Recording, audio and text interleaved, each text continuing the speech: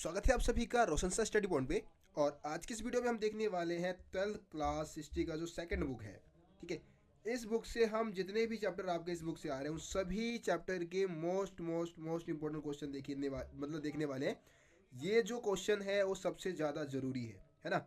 सबसे ज़्यादा जो आपने पूरा पढ़ लिया होगा, मेरे को पता है कि आप लोगों का सिलेबस कंप्लीट हो चुका है, लेकिन फिर भी आप एक बार इन सभी क्वेश्चन को तो भाई कम से कम देख के जाना ही। ठीक है, तो चलिए चलते अपनी पीडीएफ में अपने क्वेश्चंस को देखना स्टार्ट करते हैं। तो बच्चों अब हम आ चुके हैं अपनी पीडीएफ में। देखिए आप मेरे को फॉलो कर सकते हैं इंस्टाग्राम पे, यूजर आईडी है रोशन सा स्टडी पॉइंट के नाम से। ठीक है, और टेलीग्राम पे भी आप जरूर सब्सक्राइब करें, रोशन सा स्टडी पॉइंट के नाम से, वहाँ पे भी है चैनल। ठीक है, देखिए पहला क्वेश्चन हम देखेंगे, इसमें से इंपॉर्टेंट जो रहेगा वो है अल बिरूनी की किताब उल हिंद की विशेषता। इस क्वेश्चन को तो भाई करके जरूर जाना। ठीक है, अब अल बिरूनी की किताब उल हिंद की विशेषता क्या है, सबसे पहले हम भाषा बताएंगे। भाषा जो थी वो अरबी भाषा में थी और भाषा सरल एवं स्पष्ट थी। ठीक है, अध्याय की बात करिए तो इसको कुल मिला के 80 अध्यायों में बांटा गया था। और इसमें धर्म के बारे में, त्यौहार के बारे में, खगोल विद्या है ना, रीति रिवाज जो है, सामाजिक प्रथा जो है, भार तौल है, ठीक है, मूर्ति कला है, इन सभी चीज़ों के बारे में इसमें विवरण किया गया था और 80 अध्यायों में पूरा बटा हुआ था। इसकी अगर हम शैली की बात करें, मतलब किस तरीके से इसको लिखता था अलबिरूनी, तो सबसे पहले क्या करता था, सबसे पहले एक प्रश्न पूछता था आरंभ में। ठीक है, फिर संस्कृति वादी परंपरा का वर्णन करता था, मतलब किसी एक संस्कृति का वर्णन करता था, और उसके बाद अंत में तुलना की जाती थी दूसरी संस्कृति के साथ जिसका वर्णन उसने किया है। तो ये है अल बिरूनी की किताब उल हिंद की विशेषता। ठीक है, देखिए एक क्वेश्चन इंपॉर्टेंट बन जाएगा आपका कि इब्न बतूता के अनुसार 14वीं सदी में यात्रा करना कठिन क्यों था। तो 14वीं सदी में क्या था, यात्रा करना बहुत कठिन होता था। सबसे पहले बहुत ज़्यादा समय लगता था और यात्रियों को पैदल यात्रा करना पड़ता था। दिल्ली से मुल्तान की जो मुल्तान से दिल्ली की जो दूरी थी वो 40 दिन में तय होती थी, और सिंध से दिल्ली तक की जो दूरी थी वो 50 दिन में तय हो पाती थी। तो देखो कितना लंबा, मतलब लंबे समय तक पैदल यात्रा करना पड़ता था। डाकुओं का भाई हमला हो जाता था। ठीक है, अब इब्न बतूता बताता भी है कि उसके कारवा पे भी एक बार हमला हो गया था और वो मरते मरते भी बचा था। ठीक है, बीमारी का खतरा था, मतलब बीमारी जब कोई कोई यात्री जब बीमार हो जाता था ना, तो उनको उपचार ही नहीं मिल पाता था और इस कारण यात्री की मृत्यु भी हो जाती थी। इसके अलावा उस समय यातायात के साधन की तो भाई बहुत ही कमी थी। तो ये भी एक कारण आप बता सकते हैं, पैदल लंबी यात्राएं करनी होती थी, महीनों तक लगातार हफ्तों तक चलना पड़ता था। तो ये कारण ये हो गया आपका। ठीक है, तो इन सभी कारणों से 14वीं सदी में यात्रा करना बहुत कठिन था। हाँ, एक क्वेश्चन भाई अल बिरूनी से आता है कि अल बिरूनी को भारतीय इतिहास को समझने में कौन कौन सी समस्याओं का सामना करना पड़ा। ठीक है, और उन समस्याओं का समाधान उसने कैसे किया। तो देखिए जब अल बिरूनी, आपको पता है भाई 11वीं सदी में वो आया था, है ना। 11वीं सदी में उसको बहुत सारी समस्याओं का सामना करना पड़ा भारतीय इतिहास को समझने में। सबसे पहले समस्या उसके सामने थी भाषा। भाई भाषा समस्या कैसे थी, क्योंकि वो अरबी भाषा का ज्ञाता था और भारत में कौन सी भाषा भाषा प्रचलित थी, संस्कृत। ज़्यादातर हमारे ग्रंथ संस्कृत भाषा में लिखे हुए थे, तो उन ग्रंथों को समझना उसके लिए बहुत ही कठिन था। भारत में धार्मिक प्रथाओं में क्या थी, बहुत ज़्यादा विविधता थी, है ना। यहाँ पे अलग अलग धर्म जाति वर्ग के लोग रहते थे। इसके अलावा अभिमान भी था, लोग थोड़े अभिमानी थे, मतलब थोड़े घमंडी टाइप के थे, चीज़ें पूछने पे वो नहीं बताते थे। तो ये भी अलबिरूनी के लिए एक समस्या थी। अब इन समस्याओं पे विजय प्राप्त करने के लिए अलबिरूनी ने क्या किया, हमारे ग्रंथों का अध्ययन किया, जैसे कि वेद है, पुराण है, भगवत गीता है, पतंजलि की कृति है, मनुस्मृति के अंश है, उनका इस्तेमाल उसने भारतीय इतिहास को समझने के लिए किया और अपनी समस्याओं का समाधान किया था। ठीक है, अब हम बात करते हैं अलबिरूनी का जाति व्यवस्था का विवरण क्या था। अलबिरूनी ने जाति व्यवस्था का बड़ा ही सुंदर वर्णन किया और उसने बोला कि प्राचीन फारस में ना 4 सामाजिक वर्ग थे। ठीक है, जिसमें से पहला घुड़सवार और शासक वर्ग, दूसरा भिक्षु और अनुष्ठानिक पुरोहित की बात वो करता है, तीसरा खगोल शास्त्री और चिकित्सक जो है और वैज्ञानिक जो है उनकी बात करता है तीसरे वर्ग में, और चौथे वर्ग में जो थे वो थे कृषक तथा शिल्पकार। अब अलबिरूनी ने क्या किया था, जाति के अंदर जो अपवित्रता की जो मान्यता निहित थी उसको अस्वीकार कर दिया। भारत में क्या था कि भाई नीच जाति के लोगों के साथ, आपको पता है, मतलब जो निम्न जाति के लोग थे उनके साथ भेदभाव होता था। तो उसने बोला कि जाति के अंदर जो अपवित्रता की जो मान्यता है ना, वो प्रकृति के नियम के विरुद्ध है। कोई भी व्यक्ति अगर अपवित्र हो जाता है ना, वो दोबारा से अपनी पवित्रता की मूल स्थिति को प्राप्त कर लेता है। जैसे कि सूर्य हवा को स्वस्थ करता है, समुद्र में जो पानी है वो मतलब समुद्र में जो नमक है वो पानी को गंदा होने से बचाता है। तो ये प्रकृति के नियम के विरुद्ध है। जो अपवित्रता की मान्यता जो है ना, वो प्रकृति के नियम के विरुद्ध है। ठीक है, तो ये पॉइंट्स वो बताता है। इब्न बतूता ने भारतीय शहरों को व्यापक अवसरों से भरा हुआ पाया, स्पष्ट कीजिए। ठीक है, अथवा इब्न बतूता के अनुसार भारतीय शहरों की विशेषता बताइए। ये क्वेश्चन भाई मोस्ट मोस्ट मोस्ट इंपॉर्टेंट रहने वाला है आप लोगों के लिए। ठीक है, तो इसको आप जरूर करके जाए। देखिए, इब्न बतूता बताता है कि भाई भारत के जो शहर थे ना, उन लोगों के लिए अ, इच्छा मतलब उन लोगों के लिए व्यापक अवसरों से भरे हुए थे जिनके पास इच्छा शक्ति साधन और कौशल मौजूद थे, है ना। ये एक शहर जो थे वो घनी आबादी वाले होते थे, लेकिन युद्ध के समय ये नष्ट भी हो जाते थे। इब्न बतूता के वृत्तांत से ऐसा लगता है कि अधिकांश शहर में भीड़ भाड़ वाले सड़क तथा चमक दमक वाले रंगीन बाजार थे, और ये बाजार विभिन्न प्रकार की वस्तुओं से भरे रहते थे। ठीक है, इब्न बतूता ने दिल्ली को भारत का सबसे बड़ा शहर बताया था। ठीक है, और सबसे ज़्यादा जनसंख्या वाला भी बताया था। दौलताबाद महाराष्ट्र में ये भी कम नहीं था, और हर मामले में दिल्ली को टक्कर देता था। ठीक है, बाजार मात्र क्रय विक्रय का ही स्थान नहीं था, बल्कि ये जो था वो सामाजिक और आर्थिक गतिविधि का केंद्र भी था। अधिकांश बाजार में एक मस्जिद और एक मंदिर होता था, है ना। कुछ बाज़ारों में नर्तकों के लिए, संगीतकारों के लिए और गायकों के लिए सार्वजनिक प्रदर्शन के लिए भी स्थान होते थे। ठीक है, अब देखिए, इब्न बतूता जो था ना, वो भारतीय शहरों की समृद्धि का कारण क्या था, इसको बताने में ज़्यादा इंटरेस्ट नहीं लेता है, लेकिन फिर भी वो बताता है कि भारत के जो शहर थे इतने विकसित थे, समृद्ध थे, उसके पीछे इसका जो आधार था वो ग्रामीण कृषि अर्थव्यवस्था थी।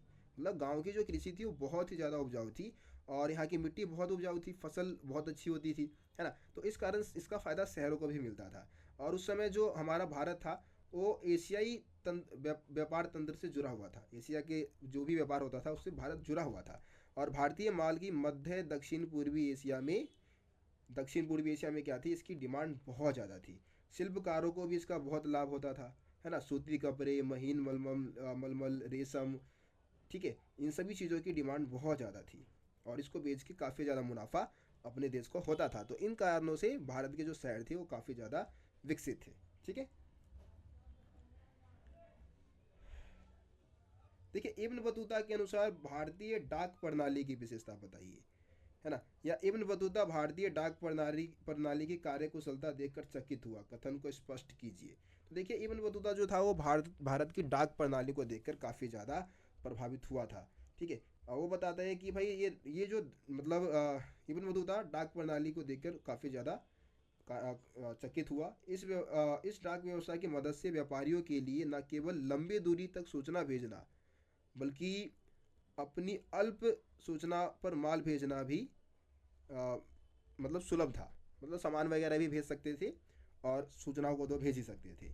डाक प्रणाली इतनी कुशल थी कि सिंध से दिल्ली की यात्रा जहाँ 50 दिन में तय होती थी, गुप्तचरों की जो खबरें थी वो इस डाक व्यवस्था से 5 दिन में पहुँच जाती थी। ठीक है, तो इतना मतलब कार्यकुशल, मतलब इतना ज़्यादा कुशल ये डाक व्यवस्था थी। अब डाक प्रणाली के बारे में दो प्रकार के डाक प्रणाली का वर्णन करता है, एक अश्व डाक प्रणाली, दूसरा पैदल डाक प्रणाली। पहली डाक व्यवस्था में जो व्यवस्था थी उसमें अश्व डाक व्यवस्था, जिसको उल्लुक भी बोला जाता था, हर 4 मील की दूरी पर एक सेंटर बना होता था इसमें। ठीक है, और दूसरी जो डाक व्यवस्था थी उसको हम बोलते हैं दावा, जिसको हम पैदल डाक व्यवस्था भी बोलते हैं। हर 3 मील की दूरी पर पैदल व्यक्ति द्वारा संचालित होता था, मतलब हर 3 मील की दूरी पे अ, एक केंद्र बनाई जाती थी। ठीक है, तो इस हिसाब से ये काम करता था।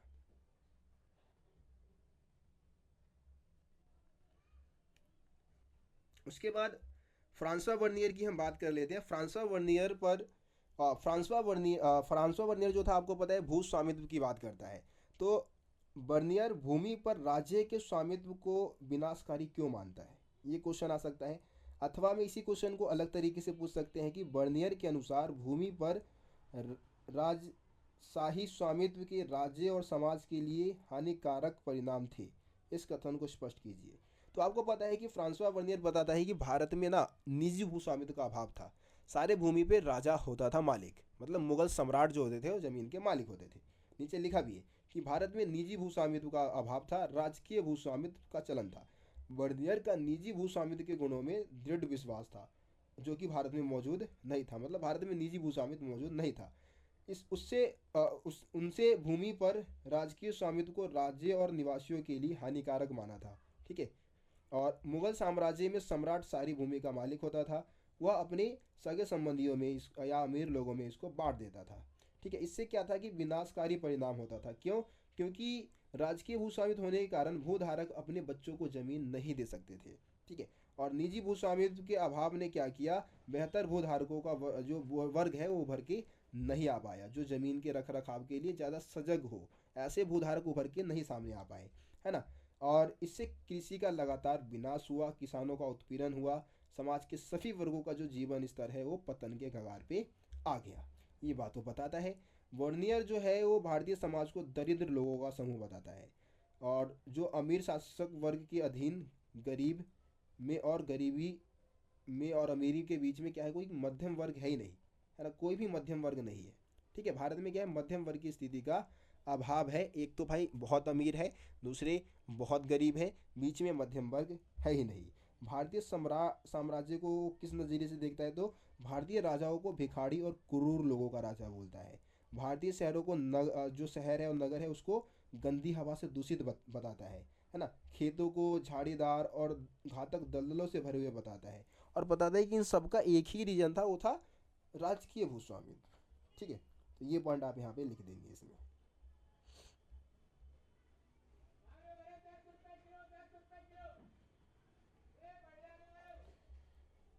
अब एक क्वेश्चन आपका इस चैप्टर से और आप करके जाएंगे, जो कि है दास प्रथा के बारे में। इब्न बतूता ने दास प्रथा के बारे में कौन कौन से साक्ष्य प्रस्तुत किए, मतलब दास प्रथा के बारे में इब्न बतूता ने क्या क्या बताया था। तो देखिए, इब्न बतूता बताता है कि भारत में ना दासों को किसी अन्य वस्तुओं की तरह खुलेआम बाजार में खरीदा जाता था और बेचा जाता था। जब इब्न बतूता सिंध पहुंचा ना, तो मुल्तान जो मतलब सिंध पहुंचा तो सुल्तान मोहम्मद बिन तुगलक के लिए भेंट के रूप में घोड़े, ऊंट और दास खरीदे थे उसने। इसके अलावा जब वह मुल्तान पहुंचा तो मुल्तान का जो गवर्नर था उसके लिए किशमिश के बादाम के साथ उसने दास और घोड़े भी उसके लिए लिए थे, भेंट देने के लिए। इब्न बतूता यह भी बताता है कि मोहम्मद बिन तुगलक नसरुद्दीन नामक धर्म उपदेशक, क्या नाम बोल रहा हूँ, नसरुद्दीन नामक जो धर्म उपदेशक था, उसके प्रवचनों से इतना ज़्यादा प्रभावित हुआ कि उसको 1 लाख टके और 200 दास उसको दान में दे दिया। ठीक है, इब्न बतूता बताता है कि सुल्तान की सेवा में कार्यरत कुछ जो दासियाँ थी उस संगीत और गायन में निपुण थी। सुल्तान अपने अमीरों पर नज़र रखने के लिए भी दासियों की नियुक्ति करते थे। अमीर का मतलब यहाँ पे अधिकारियों से। ठीक है, जो अधिकारी लोग होते थे साम्राज्य के, उस पर नज़र रखने के लिए राजा क्या करता था, इन दासियों की नियुक्ति करता था। अब दासों को सामान्य घरेलू श्रम के लिए भी इस्तेमाल किया जाता था, और बहुत सारे दास जो थे उनको उनका इस्तेमाल डोली और पालकी उठाने के लिए भी होता था। दासों की कीमत बहुत कम होती थी, विशेषकर उन दासियों से जिनकी आवश्यकता घरेलू श्रम के लिए होती थी। मतलब जो घरेलू कामकाज को जो दासियाँ करती थी उनको ज़्यादा पैसे मिलते थे। ठीक है, और अधिकांश परिवार वाले जो कि मतलब दास रखने में सक्षम थे वो रखते ही थे। तो ये सारे पॉइंट्स आप दासों के बारे में बताएंगे। तो ये क्वेश्चन कम से कम 5-6 क्वेश्चन मैंने आप लोगों को इस चैप्टर से बता दिए हैं, जो कि आपको ज़रूर से ज़रूर देख कर जाने हैं। अब हम चैप्टर नंबर 6 के भी देख लेते हैं, जो कि आपको इनमें से मतलब जो क्वेश्चन आपको इस चैप्टर से स्किप करके नहीं जाना है, हर हालत में इस क्वेश्चन को करके जाना ही जाना है। ठीक है, तो एक क्वेश्चन आप करके जाएंगे, आप तमिलनाडु के अलवार और नयनार संतों द्वारा चलाए गए भक्ति आंदोलन का वर्णन कीजिए। तो तमिलनाडु में 6ठी शताब्दी में भक्ति आंदोलन का उद्भव होता है अलवार और नयनारों के नेतृत्व में। अलवार जो थे वो विष्णु की आराधना करते थे, नयनार जो थे वो शिव की आराधना करते थे, है ना। एक स्थान से दूसरे स्थान पे भ्रमणशील रहते थे, ये घूम घूम के भजन गाते थे, भजन गा के ईश्वर की आराधना करते थे, है ना। इन्होंने क्या किया, अपनी यात्रा के दौरान कुछ स्थल को पावन स्थल घोषित कर दिया, अपने देवताओं का निवास स्थल घोषित कर दिया, और बाद में वहीं पे विशालकाय मंदिर बने, और ये जगह क्या बन गए, तीर्थ स्थल बन गए। ठीक है, ये पॉइंट आप लिखिए। संत कवियों के भजनों को यहाँ क्या होता था, अनुष्ठानों के समय गाया जाता था। ठीक है, संतों की जो प्रतिमा थी उनकी पूजा भी की जाती थी। अब देखिए, यह परंपरा ने स्त्रियों तथा निम्न वर्ग को भी स्वीकार किया था। जो अलवार नैनार संतों ने जो भक्ति आंदोलन चलाया, इसमें महिलाएं भी शामिल थी, और जो निम्न वर्ग के जो लोग थे वो भी शामिल थे। ठीक है, इसमें अलग अलग समुदाय से लोग आए, ब्राह्मण आए, शिल्पकार, किसान, अस्पृश्य, सभी वर्ग के लोग इसमें शामिल थे। इन्होंने जाति प्रथा और ब्राह्मणों का जो वर्चस्व था समाज में, उनका विरोध किया अलवार नैनार संतों ने। इनकी रचनाओं को वेदों जितना महत्वपूर्ण बताया गया, जो संस्कृत की जो 4 वेद है उसके जितना महत्वपूर्ण बताया गया। उदाहरण के लिए नलैरा दिव्य प्रबंधम, ठीक है, नलैरा दिव्य प्रबंधम को संस्कृत के चारों वेदों से इसकी तुलना की गई। और इसके अलावा इसमें स्त्रियां भी शामिल थी, आपको पता है, जैसे कि अंडाल, अंडाल का नाम बताए, जो कि स्त्री भक्ति विष्णु की आराधना करती थी, विष्णु की स्वयं को प्रेसी मानती थी, है ना, और अपनी प्रेम भावनाओं को छंदों में व्यक्त किया था इसने, ठीक है। करेकाल अम्मैयार दूसरी महिला थी जो कि शिव की भक्त थी और अपने उद्देश्य की प्राप्ति के लिए घोर तप इसने किया था, ठीक है। तो करेकाल अम्मैयार और अंडाल के बारे में भी आप लोग जरूर बताएं इस क्वेश्चन में। अब देखिए एक क्वेश्चन और आपको जो करके जाना है वीर शैव परंपरा के बारे में। ये देखिए यहाँ पे 3 तरीके से क्वेश्चन पूछा जाता है। एक तो भाई वीर शैव तथा लिंगायत कौन थे, ऐसे क्वेश्चन आ सकता है, या फिर आ सकता है कि वासवन्ना कौन था तथा उसके द्वारा चलाए गए भक्ति आंदोलन की का वर्णन कीजिए, ऐसे भी क्वेश्चन आ सकता है। या फिर क्वेश्चन आता है लिंगायत कौन थे, ठीक है, और जाति प्रथा के विशेष संदर्भ में संबंध में सामाजिक और धार्मिक क्षेत्र में उनके योगदान की व्याख्या कीजिए। अब देखो तीनों ही क्वेश्चन आएगा ना, तो आप पूरा आंसर लिख के आ जाना भाई, ये जो मैं आपको बताने जा रहा हूँ आगे, तो आप पूरा लिख के आ जाएंगे, आपको नंबर मिल जाएगा। तीनों ही क्वेश्चन में सेम आंसर आप बता सकते हैं कि 12वीं सदी में क्या होता है ना, कर्नाटक में एक नवीन आंदोलन का उदय होता है जिसका नेतृत्व वासवन्ना नामक एक ब्राह्मण ने किया था, है ना। ये चालुक्य राजा के दरबार में मंत्री था। अब नए बुकों में कालाचूरी दे रखा है, तो कालाचूरी राजा के दरबार में मंत्री था और शुरू में जैन मत को मानता था, मतलब जैन धर्म को मानने वाला था। अब बासवन्ना के जो अनुयायी थे उसी को हम वीर शैव और लिंगायत बोलते हैं। लिंगायत जो होते हैं लिंग धारण करने वाले होते हैं, है ना, और शिव की आराधना वो लिंग के रूप में करते हैं। और जो लिंगायतों के जो पुरुष होते हैं ना, वो अपने बाम स्कंध पे, बाएं कंधे पे चांदी के पिटारे में एक लघु लिंग धारण करते हैं, ठीक है, छोटा सा एक लिंग, शिवलिंग धारण करते हैं। अब इनकी शिक्षाएं या सामाजिक और आर्थिक क्षेत्र में इनका क्या योगदान है, तो देखिए इन्होंने क्या किया, मृत्यु के बाद इनका मानना यह था कि मृत्यु के बाद जो है ना, भक्त जो है वो शिव में लीन हो जाता है और इस संसार में दोबारा लौट के नहीं आता। धर्मशास्त्र में जो भी श्रद्धा संस्कार के जो नियम बनाए गए उसका पालन ये नहीं करते थे और अपने मृतकों को विधि पूर्वक तरीके से दफनाते थे। जाति की अवधारणा और कुछ समुदायों को दूषित होने की जो ब्राह्मणीय विचारधारा थी, है ना, उसका भी इन्होंने विरोध किया। जो ब्राह्मण ये मानते थे ना कि भाई कुछ लोग बिल्कुल अपवित्र है, दूषित है, ये ऐसा कुछ नहीं मानते थे इन्होंने, बल्कि इसका विरोध किया था। पुनर्जन्म के सिद्धांत पे इन्होंने प्रश्नवाचन चिन्ह लगा दिया। वो तो मानते थे कि भाई मरने के बाद व्यक्ति शिव में लीन हो जाता है, दुनिया में दोबारा लौट के नहीं आता। विवाह और जो मतलब व्यस्क विवाह हो गया, विधवा पुनर्विवाह को भी इन्होंने मान्यता प्रदान किया था कि भाई जो विधवा औरत है वो भी विवाह कर सकती थी, ठीक है। तो ये क्वेश्चन आप जरूर करके जाए।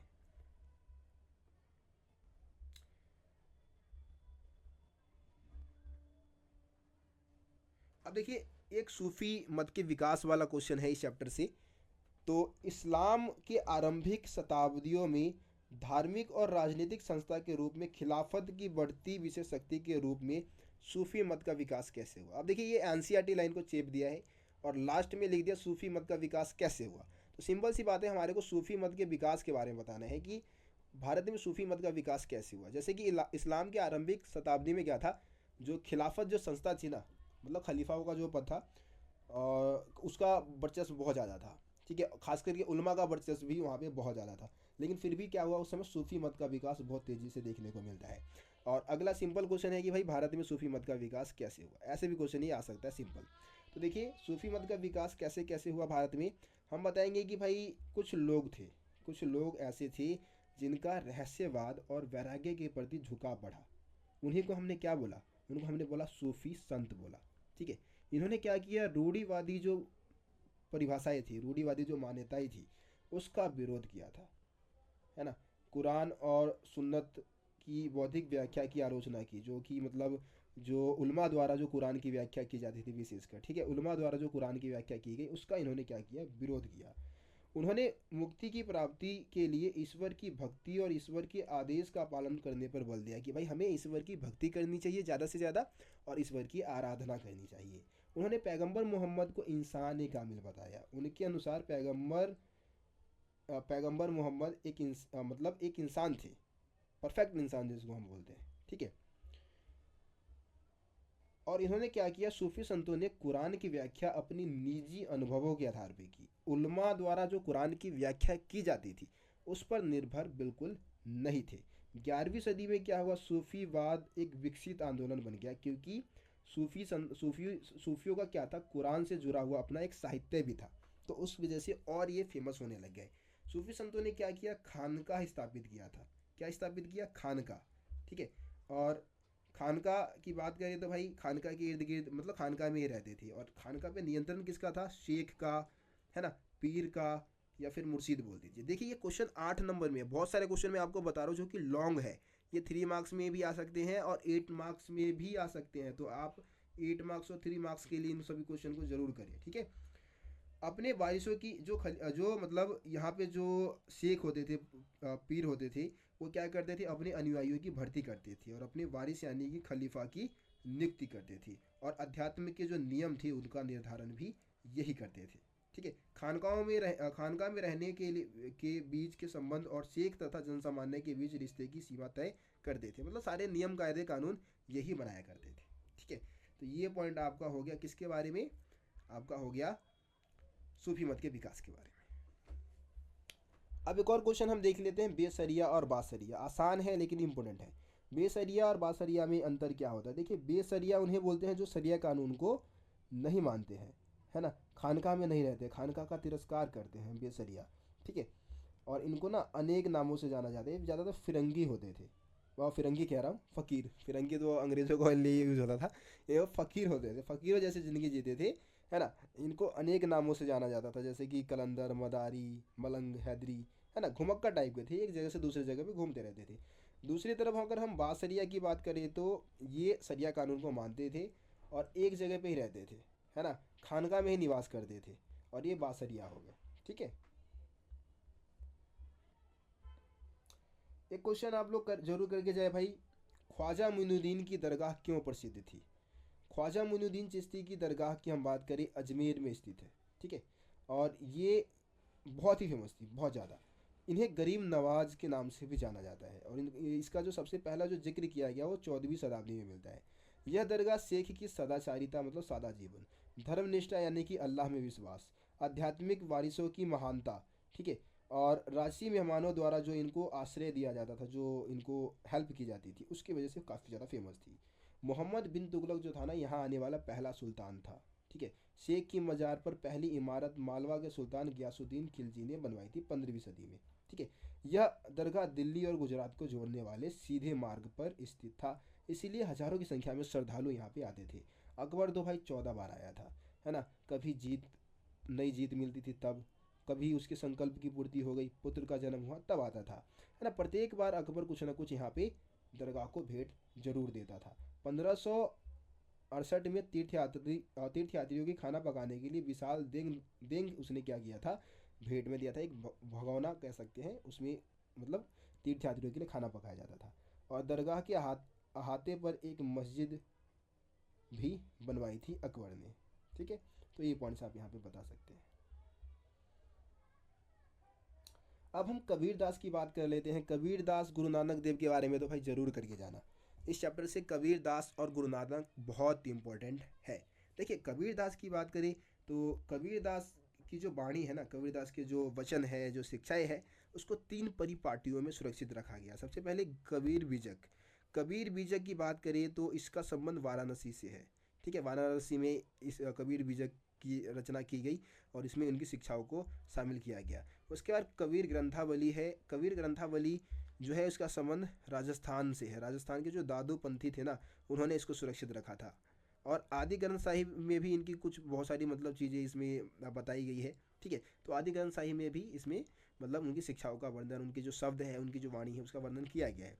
अब देखिए मोस्ट मोस्ट मोस्ट इंपॉर्टेंट रहेगा कि कबीर दास की शिक्षाएं क्या है, शिक्षाएं बताइए। तो देखिए कबीर दास क्या करते थे, निर्गुण भक्ति का प्रचार किया उन्होंने, मतलब कि ईश्वर का कोई रंग रूप आकार नहीं है, ईश्वर क्या है, निराकार है। ठीक है।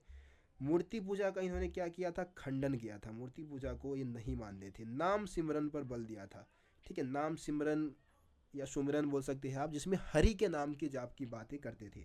जातिगत भेदभाव का कबीर दास जी ने क्या किया था, विरोध किया था, क्योंकि उन्हों वो भी मतलब देखे तो जैसे हिंदू धर्म में काफ़ी ज़्यादा भेदभाव होता था जाति के आधार पे, है ना। तो इस कारण उन्होंने क्या किया, जातिगत जो भेदभाव हिंदू धर्म में जो प्रचलित थी, जो ब्राह्मणीय वर्चस्व था समाज में, उसका भी उन्होंने विरोध किया था। धर्म के जितने भी बाहरी आडंबर थे उसका खंडन किया। धर्म के बाहरी आडंबर क्या होते हैं, जैसे कि यज्ञ है, पशु बलि है, मूर्ति पूजा है, इन सब चीज़ों का उन्होंने खंडन किया, है ना। आपसी भाईचारे को उन्होंने बढ़ावा दिया कि भाई लोगों को इंसानियत के नाते आपस में मिलजुल के रहना चाहिए। ये पॉइंट आप कबीरदास की शिक्षा में बता दें, काफ़ी है। अब हम बाबा गुरु नानक देव की बात करते हैं। देखिए बाबा गुरु नानक देव की अगर हम बात करें तो सबसे पहले कौन थे और उनकी शिक्षाओं की भी बात करेंगे, और क्या वो किसी नए धर्म की स्थापना करना चाहते थे, नहीं करना चाहते थे, वो भी हम बात करेंगे। देखिए बाबा गुरु नानक देव का जन्म हुआ था 1469 में, ठीक है। ननकाना, ननकाना एक गांव है रावी नदी के पास। अब ये पंजाब मतलब ये अब पाकिस्तान में है, ठीक है। तो उन्होंने फारसी पढ़ी थी, लेखन के जो कार्य है उसका प्रशिक्षण प्राप्त किया, ट्रेनिंग लिया उन्होंने। और इनकी जो शादी है वो काफ़ी कम आयु में ही करा दी गई थी, लेकिन ये बहुत समय सूफी संतों के साथ, भक्ति संतों के साथ बिताते थे और लंबी लंबी यात्राएं भी उन्होंने की थी, ठीक है। अब इन्होंने जो शिक्षाएं दी है उसकी बात कर लेते हैं। तो इन्होंने भी निर्गुण भक्ति का प्रचार किया था, यानी कि भगवान का कोई रंग रूप आकार नहीं होता है। धर्म के सभी बाहरी आडंबरों का खंडन किया, जैसे कि यज्ञ, अनुष्ठान, मूर्ति पूजा, है ना, कठोर तप। धार्मिक ग्रंथों को नकार दिया, जो कि हिंदू और मुसलमानों का जो धार्मिक ग्रंथ था उसको नकार दिया, ठीक है। रब के नाम का जाप, है ना, रब के नाम की जाप की बात इन्होंने कही, यानी कि नाम सिमरन पर बल दिया इन्होंने भी। ईश्वर का कोई रंग रूप आकार नहीं होता है, यानी कि वो निराकार है। और आपसी भाईचारे को उन्होंने बढ़ावा दिया। तो ये आप गुरु नानक देव की शिक्षाओं में बता देंगे। अब क्या जातिगत भेदभाव वाला भी पॉइंट आप बता सकते हो कि भाई जातिगत भेदभाव का विरोध किया सेम कबीरदास, और इनकी जो शिक्षाएं है वो मिलती जुलती ही है, ठीक है। अब देखिए अब हम बात करेंगे कबीरदास जी क्या कबीरदास कह रहा हूँ, गुरु नानक देव जी क्या किसी नए धर्म की स्थापना करना चाहते थे? तो नहीं, गुरु नानक देव जी किसी नए धर्म की स्थापना नहीं करना चाहते थे। उनके मृत्यु के बाद उनके शिष्यों ने क्या किया, अपने आप को हिंदू और मुसलमान दोनों से अलग कर लिया था, ठीक है। पांचवें गुरु थे अर्जन देव। अर्जन देव ने क्या किया, अपने से पहले के चार गुरु बाबा फरीद, रविदास है ना, रविदास हो गए, इस कबीर कबीर हो गए, इन सभी की शिक्षाओं को और गुरु नानक देव की शिक्षाओं को किस में शामिल किया, आदि ग्रंथ साहिब में शामिल किया। अब इसको गुरबानी कहा जाता था, है ना। गुरबानी अनेक भाषाओं में रची गई थी। अब 17वीं शताब्दी में क्या होता है, गुरु गोविंद सिंह जी ने क्या किया, नवे गुरु तेग बहादुर, है ना, और उससे पहले के जितने भी गुरु थे, इन सभी गुरु की शिक्षाओं को गुरु ग्रंथ साहिब में, मतलब गुरबानी या फिर आदि ग्रंथ साहिब में शामिल किया, और इसको अब गुरु ग्रंथ साहिब कहा जाने लग गया था, ठीक है। गुरु गोविंद सिंह जी ने खालसा पंथ की भी नींव रखी थी, यानी कि पवित्रों की सेना, ठीक है। और गुरु गोविंद सिंह जी ने 5 प्रतीक भी दिए थे, जैसे कि बिना कटे केस, कृपाण, कच्छ, कंघा, लोहे का कड़ा। ये सारी चीज़ें, ये प्रतीक जो दी गई है वो गुरु गोविंद सिंह जी के द्वारा ही दी गई, और गुरु गोविंद सिंह जी ने ही इनको सामाजिक, धार्मिक और सैन्य बल के रूप में संगठित किया था, ठीक है। तो ये क्वेश्चन आप करके जाएंगे चैप्टर नंबर 6 से।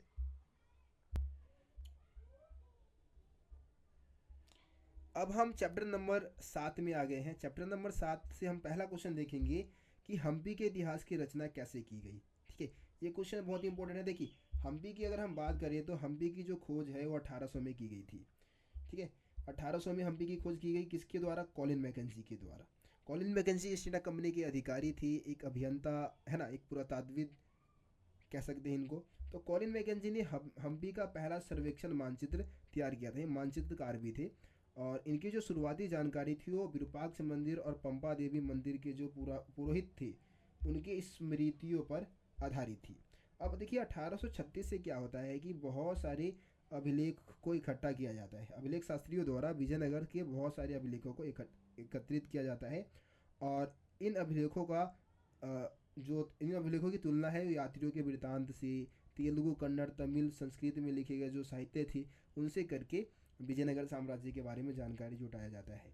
1856 से क्या होता है कि जो छाया चित्रकार है उन्होंने विजयनगर के भवन के बहुत सारे चित्र बनाए होते हैं, उससे भी हमें विजयनगर के बारे में जानकारी प्राप्त होती है।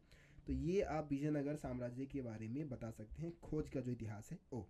अब देखिए अगला क्वेश्चन है विजयनगर साम्राज्य के व्यापार के बारे में।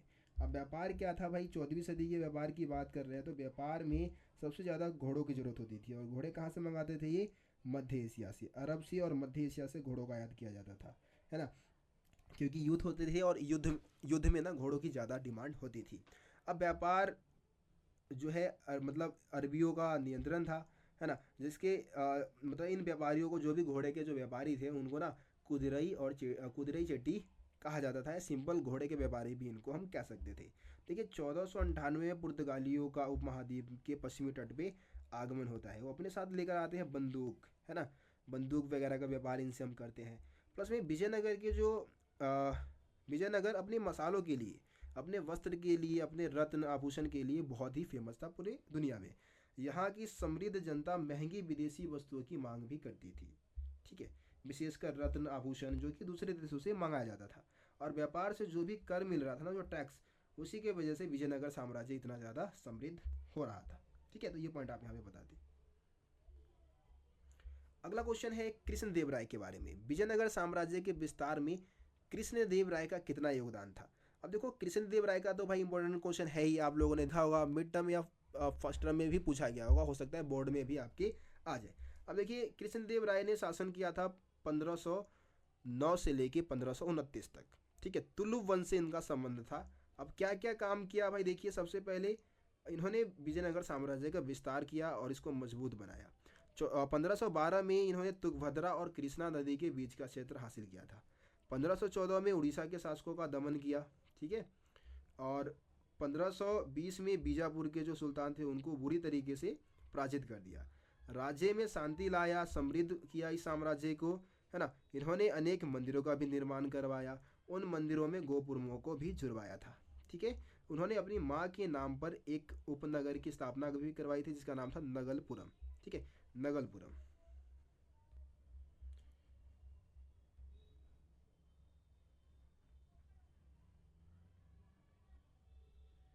अब हम बात कर लेते हैं विजयनगर साम्राज्य के जल संपदा और किलेबंदी के बारे में। ये इंपॉर्टेंट है भाई, विजयनगर साम्राज्य की जल संपदा और किलेबंदी।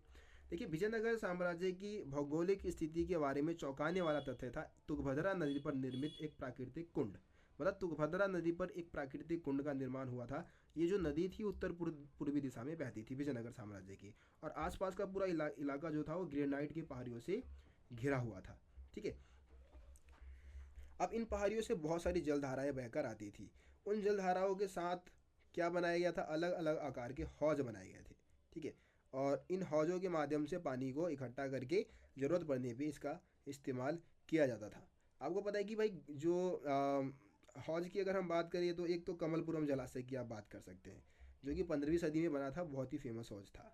इसका इस्तेमाल भी उस समय होता था, ठीक है। दूसरा कमलपुरम जलाशय के बारे में एक और चीज़ आप बता सकते हैं कि मतलब खेतों की सिंचाई, कमलपुरम जलाशय के पानी केवल आसपास के खेतों की सिंचाई के लिए नहीं बल्कि राजकीय केंद्रों तक भी पानी इसके माध्यम से ले जाया जाता था। मतलब कि खेतों की सिंचाई तो होती थी, साथ ही साथ राजकीय केंद्रों तक पानी पहुंचाने में भी इसका महत्वपूर्ण योगदान था, ठीक है।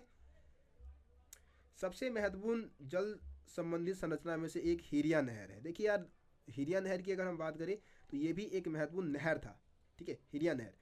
और इसका इस्तेमाल किस लिए होता था, तो धार्मिक केंद्र और शहरी केंद्र को अलग करने वाली जो घाटियाँ थी ना, जो ज़मीन वगैरह थे उनके सींचने के लिए इसका इस्तेमाल होता था। देखो यार वीडियो बनाने में लगता है बहुत मेहनत, तबीयत ख़राब है, इसके बावजूद भी आप लोगों के लिए मैं वीडियो बना रहा हूँ, एफर्ट्स लगा रहा हूँ। तो आप लोग वीडियो को लाइक करके जाना और शेयर भी कर देना, ठीक है। लाइक शेयर जरूर करना यार, मेहनत लगती है बहुत वीडियो बनाने में।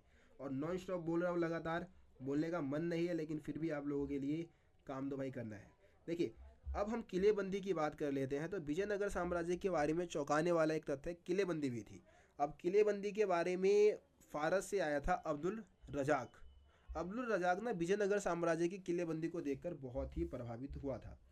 अब उसने किलेबंदी के को की मतलब अगर हम बात करें तो कुल मिला के 7 प्रकार की किलेबंदी का वर्णन उसने किया था, ठीक है। और किलेबंदी की खास बात ये थी कि भाई जंगलों को भी घेरा गया था और कृषि को भी घेरा गया था। जंगल और कृषि सभी की किलेबंदी की गई थी, है ना। बाहरी दीवार शहर के चारों ओर बनी पहाड़ियों को जोड़ती थी। जो पहली जो दीवार थी ना किलेबंदी की, वो आसपास के पहाड़ी इलाकों में की गई थी। और गारे या जोड़ने के लिए किसी भी वस्तु का इस्तेमाल नहीं किया गया था। पत्थरों को किलेबंदी करते समय जो पत्थर यूज में लाए गए थे उनको जोड़ने के लिए किसी गारे का इस्तेमाल नहीं किया गया था, बल्कि ये पत्थर कैसे होते थे, फनाकार, जो कि खुद ही आपस में जुड़े रहते थे, टिके रहते थे।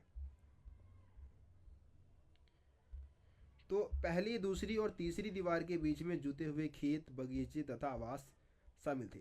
दूसरी जो किलेबंदी थी ना वो नगरीय केंद्र के आंतरिक भाग में की गई थी और तीसरी किलेबंदी से शासकीय केंद्रों को घेरा गया था। मध्यकाल में घेराबंदी करने का मेन उद्देश्य क्या होता था, मेन पर्पस यही था कि अपने दुश्मनों को क्या किया जाए, खाद्य सामग्री से वंचित करो। मतलब कि दुश्मनों को खाद्य सामग्री तक पहुंचने ही मत दो, तो उनके पास खाने पीने की चीज़ें नहीं होगी तो वो खुद ही क्या कर देंगे, आत्मसमर्पण कर देंगे, है ना। ये सारे पॉइंट बता सकते हैं। बाकी दुर्ग में प्रवेश करने के लिए क्या बनाए जाते थे, प्रवेश द्वार भी बनाए जाते थे। प्रवेश द्वार के बारे में थोड़ा सा इधर बता रखा है। इंडो इस्लामिक शैली, ठीक है, इंडो इस्लामिक शैली का इस्तेमाल करके ये जो प्रवेश द्वार बनाए गए थे उनमें इंडो इस्लामिक शैली के माध्यम से सजावट की गई, नक्काशी वगैरह की गई थी। ठीक है, ये किलेबंदी के बारे में आपके पॉइंट हो जाएंगे। देखिए महानवी डिब्बे वाला टॉपिक भाई जरूर करके जाना यार, मोस्ट मोस्ट मोस्ट इंपॉर्टेंट है भाई। महानवी डिब्बा देखिए, मैं सिर्फ महानवी डिब्बे के बारे में बता रहा हूँ। राजकीय केंद्र में स्थित एक महत्वपूर्ण संरचना थी, है ना, एक विशाल काय संरचना थी। 11,000 वर्ग के आधार के साथ और 40 फीट ऊंचाई के साथ इस संरचना पे नवरात्रि का त्यौहार मनाया जाता था। ठीक है, और अगर हम बात करें भाई इसके बारे में, तो अनुष्ठान कौन कौन से अनुष्ठान इस पे होता था, तो सितंबर अक्टूबर के शरद माह में हम क्या मनाते हैं, जो त्यौहार मनाते हैं जिसको हम अलग अलग नामों से जानते हैं, है ना। 10 दिन के त्यौहार को हम अलग अलग नामों से जानते हैं, जैसे कि उत्तर भारत में इसको हम दशहरा बोलते हैं, बंगाल में दुर्गा पूजा, है ना, प्रायद्वीपीय भारत जो है वहाँ पे नवरात्रि बोला जाता है। ठीक है, या महानवमी कहते हैं। तो इसका आयोजन यहीं पे होता था।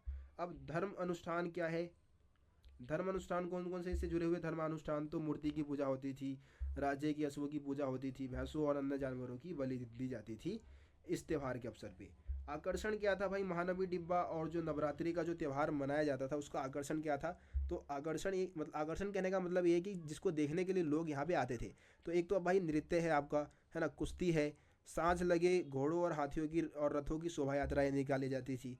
इसके अलावा प्रमुख नायकों दो जो है नायकों और जो अधीनस्थ राजा है उनकी उनको एक तरीके से उनकी सेनाओं का निरीक्षण करना, या फिर जो ये अधीनस्थ राजा और नायक क्या लाते थे, राजा के लिए गिफ्ट लाते थे, भेंट लाते थे, उसको देखने के लिए भी लोग यहाँ पे आते थे। ठीक है, ये पॉइंट्स यहाँ पे आप बता सकते हैं। देखिए राजकीय केंद्र में स्थित दो और भवन के बारे में आप जान लें। एक तो कमल महल को करके जाए। कमल महल क्या है, विजयनगर साम्राज्य के सबसे सुंदर भवनों में से एक था।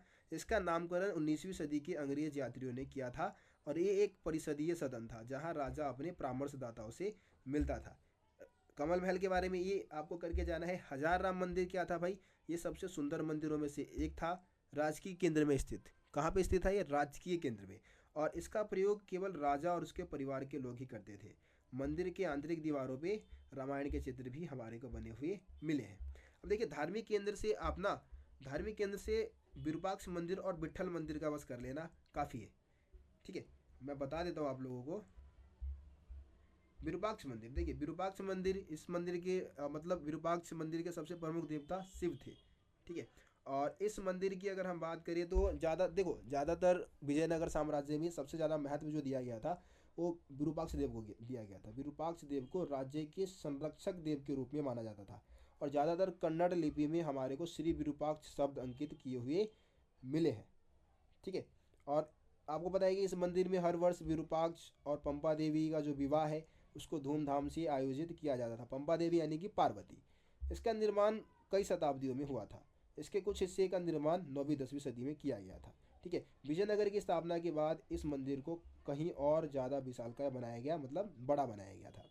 कृष्णदेव राय ने क्या किया था, अपने राज्यारोहण के समय में यहाँ पे मतलब एक मंडप बनवाया था, मंडप का निर्माण करवाया था। राज्यारोहण कब हुआ, 1509 में बनाया गया था इस मंडप को।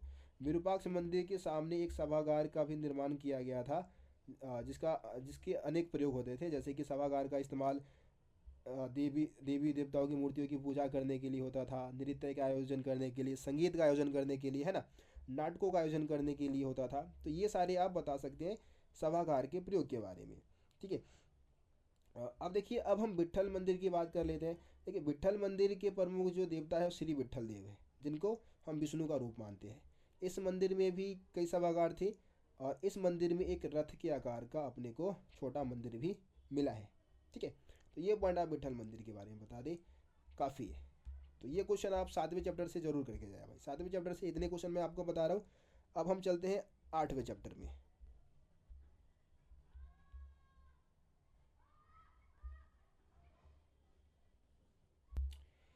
तो इस चैप्टर से जो आप क्वेश्चन देख के जाएंगे उसमें से आप ये क्वेश्चन जरूर देख के जाए कि मुगल साम्राज्य के बारे में जानकारी प्राप्त करने के स्रोत कौन कौन से हैं। ठीक है, तो मुगल साम्राज्य के बारे में जानकारी प्राप्त करने के 3 स्रोत है। आईने अकबरी, जिसके लेखक है अबुल फजल।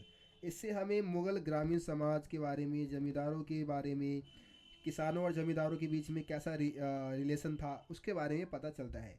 उसके बाद मुगल साम्राज्य से दूर लिखे दस्तावेज है ना, इस मुगल साम्राज्य के बारे में जानकारी प्राप्त करने का एक महत्वपूर्ण स्रोत है, जो कि आपका गुजरात, महाराष्ट्र और राजस्थान में कुछ दस्तावेज लिखे गए थे।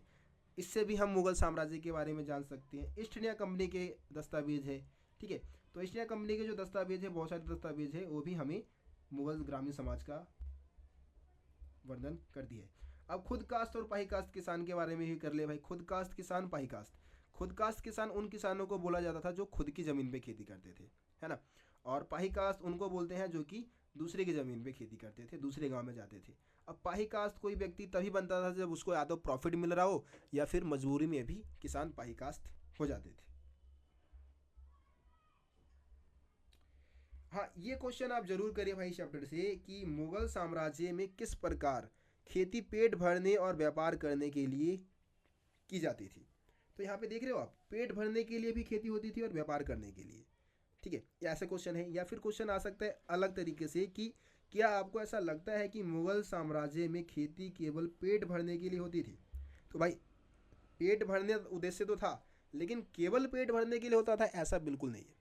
मुगल साम्राज्य में खेती करने का मेन पर्पस तो पेट भरना था, लेकिन व्यापार भी था। ठीक है, पेट भरने के लिए कौन से फसल उगाते थे। पेट भरने के लिए वो चावल, गेहूँ, ज्वार, है ना, इत्यादि फसलें उगाते थे। किसान जो है वो मौसम के 2 चक्रों में खेती करते थे। एक तो आपका खरीफ खरीफ है आपका, और दूसरा है आपका रबी, है ना। ज़्यादातर जगहों पर जहाँ वर्षा अधिक हो गई, सिंचाई के साधन मौजूद थे, वहाँ पे वर्ष में 3 फसलें भी उगाई जाती थी। पैदावारी में बहुत ज़्यादा विविधता थी। उदाहरण के लिए आइन से हमें जानकारी मिलती है, आईने अकबरी से पता चलता है कि आगरा में 39 किस्म की फसलें उगाई जाती थी, दिल्ली में 43 किस्म की फसलें उगाई जाती थी। चावल जो है ना, बंगाल में चावल की सिर्फ 50 किस्में उगाई जाती थी। ठीक है, बहुत सारे स्रोतों में हमें जिनसे कामिल जैसे फसल मिलते हैं। जिनसे कामिल मतलब क्या, सर्वोत्तम फसलें या व्यापारिक फसलें।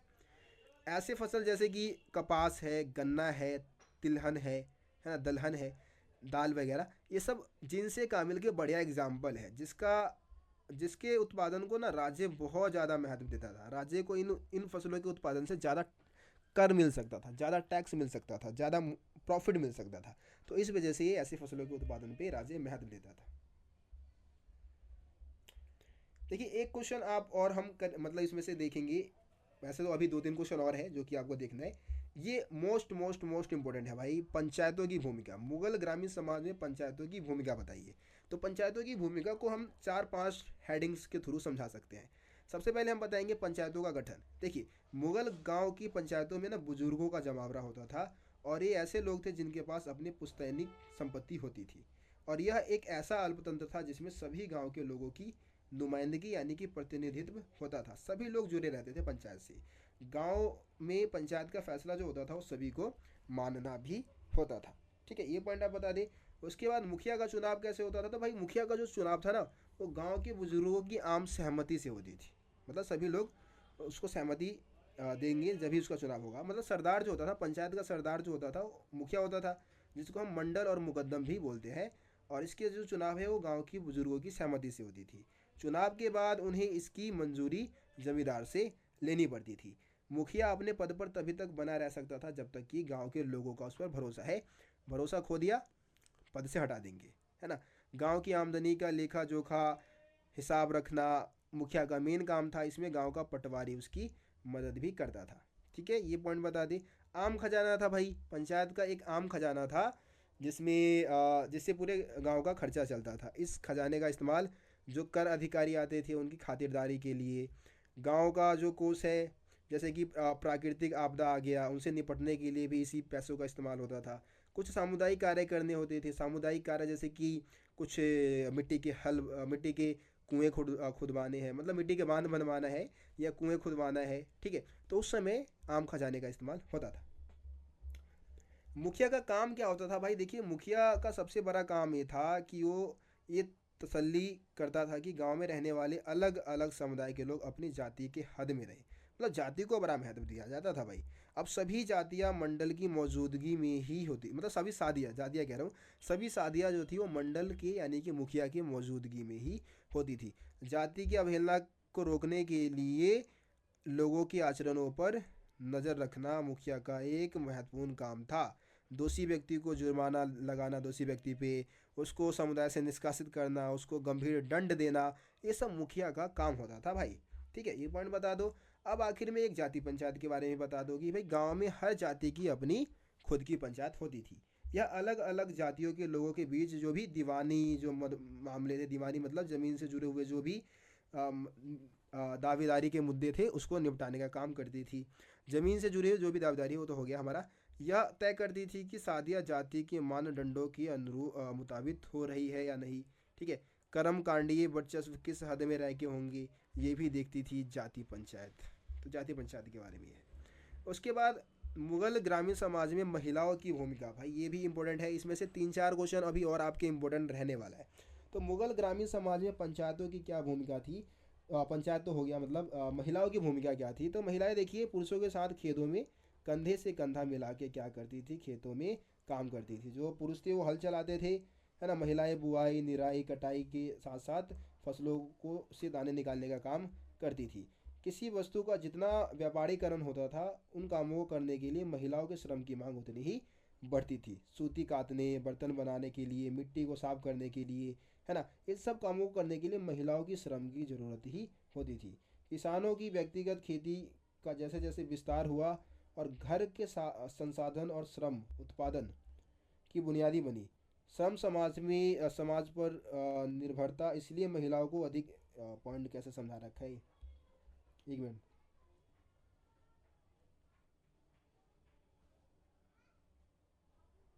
हाँ, यहाँ पे बता रखा है कि महिलाओं को ना एक संसाधन के रूप में देखा जाता था, क्योंकि महिलाएं बच्चा पैदा कर सकती थी, इस कारणवश उनको एक संसाधन के रूप में देखा जाता था। अब देखो महिलाओं के साथ ना काफ़ी भेदभाव होता था, है ना, लिंग के आधार पे। क्योंकि जैसे कि कुछ इलाके में ऐसा था कि जैसे पश्चिम भारत की बात की गई है, पश्चिम भारत में ना जो मासिक धर्म में जो महिलाएं होती थी ना उनको हल छूने का, कुम्हार का जो चौक छूने का इजाज़त नहीं था। बंगाल में मासिक धर्म के समय जो महिलाएं थी वो पान के बागानों में नहीं जा सकती थी।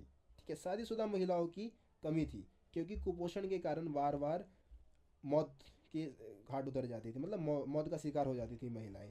तो इस कारण कई बार जब शादी होता था ना तो शादी के समय दुल्हन की कीमत देनी होती थी, मतलब दहेज नहीं मिलता था लड़कों को, बल्कि दुल्हन की कीमत अदा करनी पड़ती थी। तलाकशुदा महिलाएं और विधवाएं भी क्या कर सकती थी, शादी कर सकती थी। अब देखो महिलाओं को ना बेवफाई के शक के आधार पे काफ़ी भयानक दंड दिए जाते थे, और अक्सर निश्चित कर मतलब एक मिनट।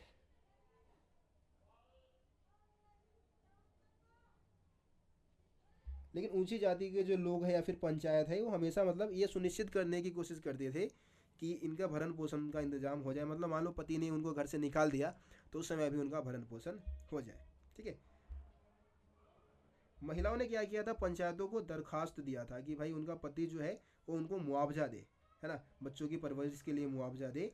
तो ऐसे बहुत सारी दरखास्त अपने को गुजरात, महाराष्ट्र और राजस्थान से जो दस्तावेज मिले हैं वहाँ पे अपने को ऐसे बहुत सारे दस्तावेज, मतलब ऐसे दरखास्त हमारे को नज़र आए हैं। ठीक है, बाकी यहाँ पे कुछ महिलाओं की बात की गई है कि भाई कुछ महिलाएं संपत्ति के पुस्तैनिक अधिकार भी अपने, मतलब संपत्ति पे अधिकार भी जताया था। जैसे कि महिला, जो पंजाब की बात की जा रही है, पंजाब में ऐसी बहुत सारी महिलाएं थी।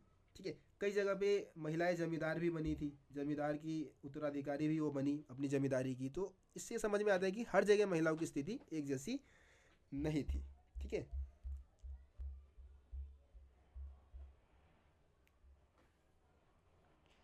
उसके बाद एक क्वेश्चन आप जरूर करके जाए, मुगल ग्रामीण समाज में जमींदारों की भूमिका।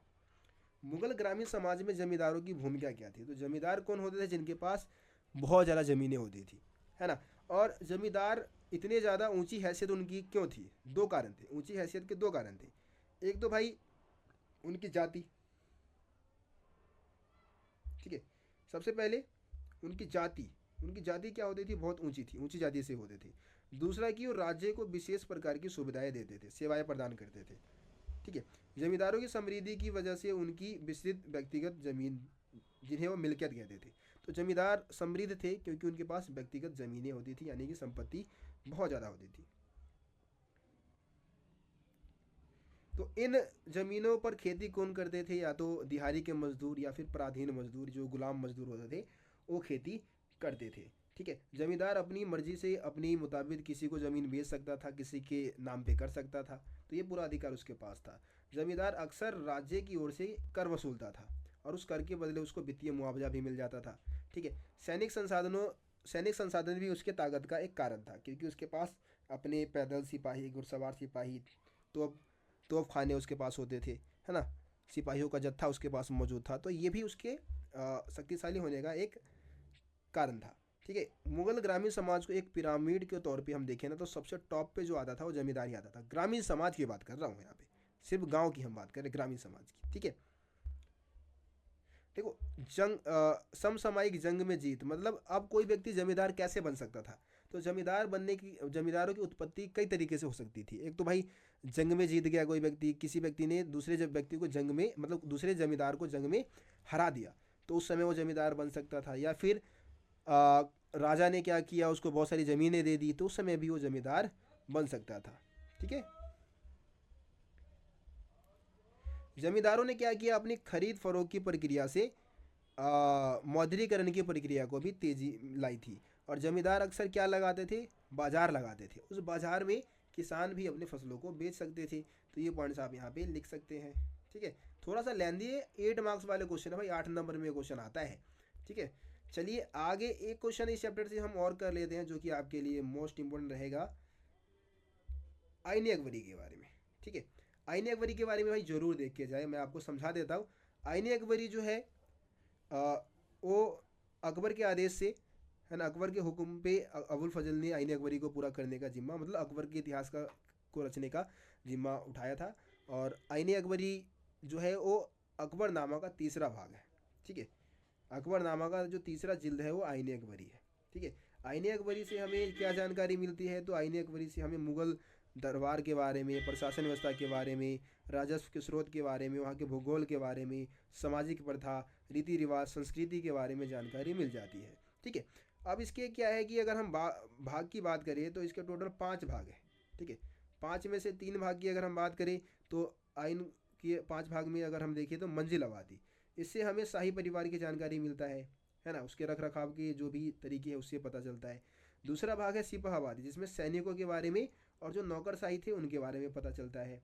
तीसरा है आपका मुल्क आबादी, मुल्क आबादी से वहाँ के प्रांतों के बारे में, राजस्व की दरों के बारे में, है ना, विस्तृत जानकारी अपने को मिल जाती है। और जो तीसरा और आपका जो मतलब चौथा और पांचवा भाग था, वो वहाँ की धार्मिक प्रथा, संस्कृति के बारे में हमें जानकारी देती है। ठीक है। आईने अकबरी की कमियां क्या है, देखिए आईने अकबरी की सबसे बड़ी कमी ये है कि इसमें जोर करने में बहुत सारी गलतियां की गई। संख्यात्मक आंकड़े जो इसके थे उसमें बहुत ज़्यादा विषमताएं थी। गणित की जो मतलब गणित हो सकता है उतना अच्छे से ना आता हो, तो इस कारणवश ये सारी गलतियां हुई थी। सभी सूबों से आंकड़े एक ही शक्ल में एकत्रित नहीं किए गए थे, मतलब सभी प्रांतों को ना बराबर महत्व नहीं दिया गया था। ठीक है। आगरा उसके आसपास के केंद्रों से बहुत अच्छी जानकारी जुटाई गई थी, लेकिन दूर के जो केंद्र होते थे वहाँ से सूचनाएं नहीं थी, जैसे कि बंगाल, उड़ीसा के लिए ऐसी सूचनाएं एकत्रित नहीं की गई थी। दूसरी तरफ अगर हम बात करें तो राजकोषीय आंकड़े बहुत ही तफसील से इसमें बताई गई है, बहुत ही अच्छे से बताई गई है। लेकिन कीमतों के बारे में, मजदूरी के बारे में, मतलब जो मजदूर थे उनको कितनी मजदूरी मिलती थी, उसके बारे में इसमें कोई जानकारी नहीं दी गई है। विशेषकर मैंने आपको बोला ना, राजधानी आगरा और उसके इर्द गिर्द के इलाकों की बहुत ही अच्छी जानकारी है, लेकिन दूर के केंद्रों के बारे में इसमें कोई बढ़िया जानकारी नहीं दी गई है। ठीक है, आ रही बात समझ में। अब देखिए, फिर भी अपनी इन सीमाओं के बावजूद भी आईने अकबरी एक अनोखा दस्तावेज है, एक असामान्य दस्तावेज है। क्योंकि देखिए इसने क्या किया है, मुगल साम्राज्य के गठन और संरचना के बारे में बहुत ही बारीकी से इसमें बताया गया है।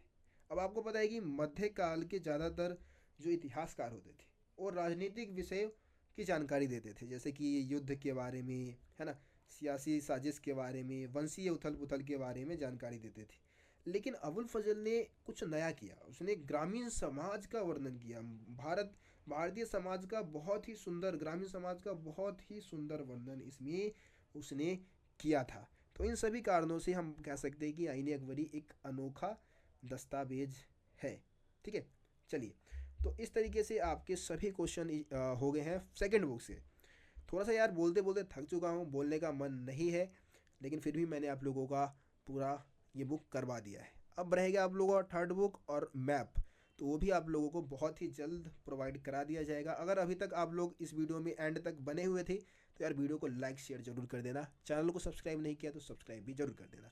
मिलते हैं आप लोगों से अगली वीडियो में, तब तक के लिए जय हिंद, जय भारत। आप सभी अपना ख्याल रखें।